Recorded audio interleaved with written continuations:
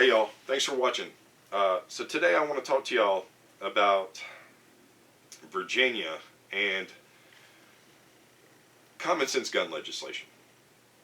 So my buddy messaged me the other day and he was pretty bent out of shape about Virginia, the stuff going on there, and asked me what my opinion was. And I asked him what did he mean, was he talking about the sanctuary cities? And he said yeah. And on top of that, he wanted to know what my thoughts were on the governor threatening to call out the National Guard on citizens, exercising their Second Amendment rights to bear arms by having these sanctuary cities. And I said, wow, man, I hadn't heard it escalated to that, but I would definitely check into that and tell them what I thought. So I did, and here's what I think. That was a lie. Um, that is not true at all. As a matter of fact, this is what was said. Governor Northam, Ralph Northam, the governor out of Virginia, was asked in regards to these referendums being passed in different counties, and most of the counties of the state, talking about turning them into Second Amendment sanctuaries. He said that if we have constitutional laws on the books and law enforcement officers are not enforcing those laws on the books, then there are going to be some consequences. But I'll cross that bridge if and when we get to it. Nowhere in there did he talk about using force or calling out the National Guard. And beyond that, if you go on and ask Major General Timothy P. Williams, the Adjutant General of Virginia, who said that we have not received any requests from the governor or any of his staff about serving in a law enforcement role related to any proposed legislation. They're not on standby. They're not on call. Nothing. That being said, proposed legislation. There has been no proposed legislation.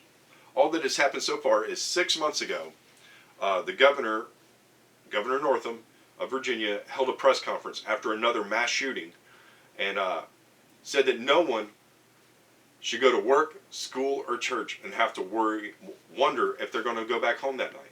And in regards to that, what he was talking about was gun violence in this country. And I agree with Governor Northam. No one in this country should have to go anywhere and worry about being shot dead as long as they're obeying the law. It just shouldn't happen. End of discussion.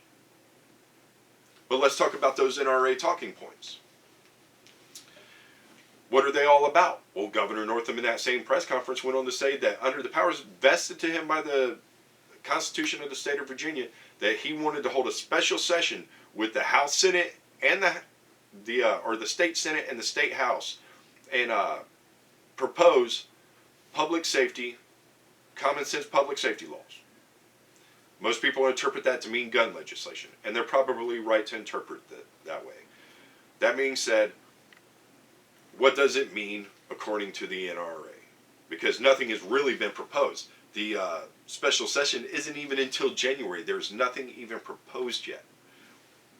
But the NRA will have you believe that they've already proposed legislation, and what it means is that they're taking all your guns and you ain't got nothing you can say about it. They're going to take your guns away. All of them. Well, that's not true.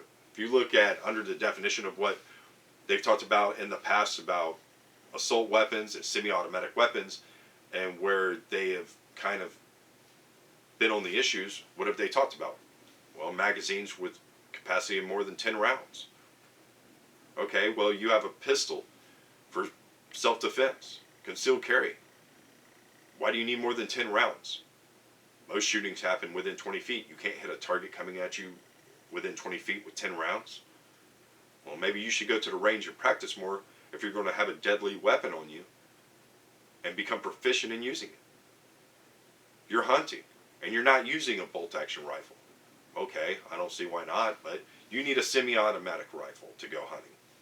You need one to take down that deer or that hog or whatever it is you're trying to hunt for. Well, why do you need more than 10 rounds? Are you that bad of a shot? Maybe you should go back to the range. Become a little more proficient in using that weapon. Seems real simple to me.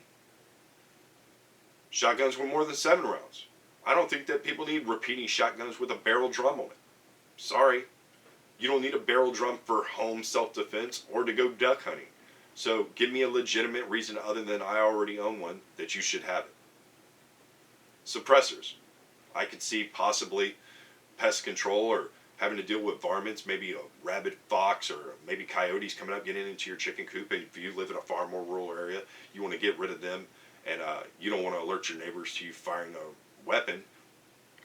By all means, you should be able to apply for a permit, pay for that permit, pay for that suppressor, and have it registered so that the state knows that you have it. Just like here in Florida. What's the problem? Moving on. Bump stocks. If you're Trump's pretty much taking care of that. For all the Trump supporters out there, he pretty much took care of the bump stock issue and got rid of those. But if you have a weapon that kicks too hard for you to use and you need a bump stock, get a different weapon or butch up. Telescoping or folding stock, pistol grips, thumbhole stocks, mounts for bayonets and grenade launchers. You mean ways to alter your weapon into being a weapon of war instead of self-defense. Well, guess what? You're not in Fallujah. You want to be a special operator and look like you're in Iraq? Guess what? Enlist in the military. Get that training that you need to use those special weapons, the special tactics you need. Utilize them overseas where they're needed, not here at home on our streets. If you were a special operator, then I thank you for your service. But if you're at home, you should not need these weapons here at home. You shouldn't. No one should. Now, I think about what Bo of the Fifth Column said in his video on the subject about sanctuary cities, sanctuary counties, where you're standing up for your constitutional rights, your Second Amendment right. And if you're going to do that, then you should stand up for the rights, all amendments, for all people. The right to free speech, the right to gather, the right to protest, the right to marry the people that you love, the right to vote. All these things that we have the rights to, if you want our support behind you exercising your individual right under the Constitution, then you should be willing to stand up for the individual rights of others. But again, that's just my opinion. I hope you liked this video. If you didn't, like and subscribe anyways. Hit that notification bell. Come back and hate me again tomorrow. Thanks, guys.